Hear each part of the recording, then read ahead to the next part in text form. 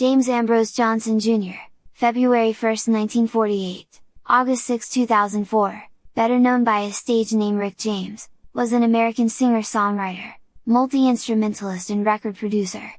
Born and raised in Buffalo, New York, James began his musical career in his teen years.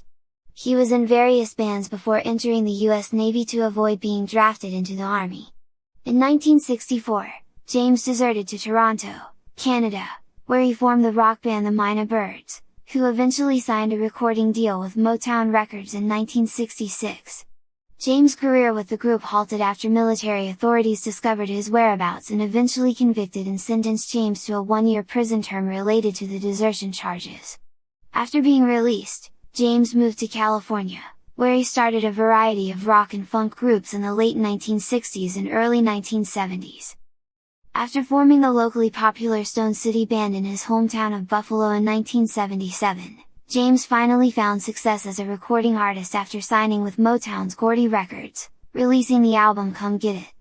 In 1978, which produced the hits You and I and Mary Jane. In 1981, James released his most successful album, Street Songs, which included career-defining hits such as Give It To Me Baby and Super Freak, the latter song becoming his biggest crossover single, mixing elements of funk, disco, rock and new wave.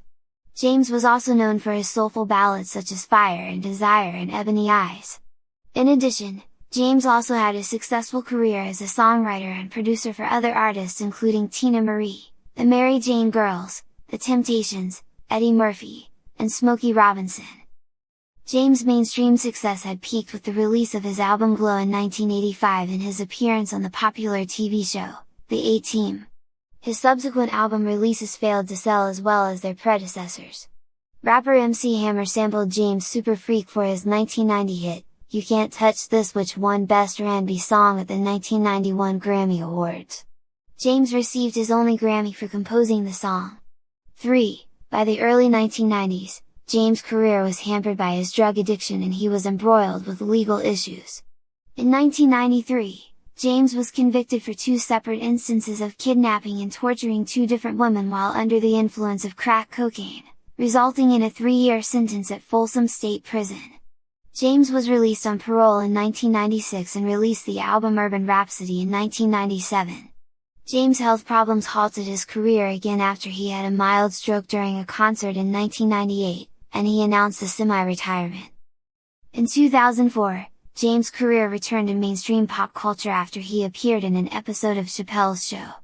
The segment involved a Charlie Murphy True Hollywood Story style skit that satirized James' wild lifestyle in the 1980s. This resulted in renewed interest in his music, and that year he returned to perform on the road. James died later that year from heart failure at age 56. In November 2020, James' estate confirmed the sale of a 50% stake in his publishing and masters catalog to the Hipgnosis Songs Fund, 4, founded by Canadian-American music executive and entrepreneur Merck Mercuriades. James Ambrose Johnson Jr., rest in peace.